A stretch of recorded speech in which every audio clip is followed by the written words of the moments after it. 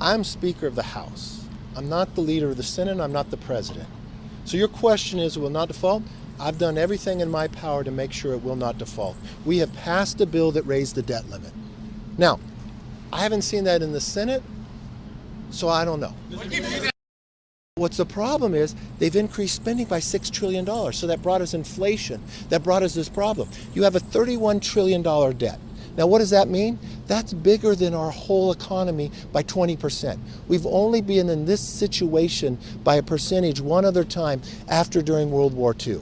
Now, the real concern that I have, if you don't tackle or start tackling this problem now, you're harming all the future generations.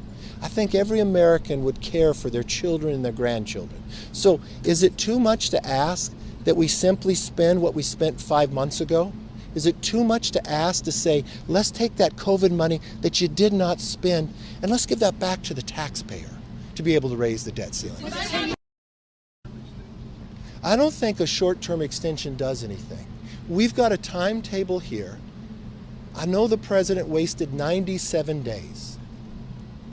Unfortunate that so many of you are here today because the president has denied us to talk for the last 97 days. I'm hoping that the next 2 weeks are different. I'm hoping this president understands, as the leader of this nation, that you can't sit back and hold the country hostage. You can't be so extreme in your views that you're not going to negotiate. And to the American public, we've been very reasonable.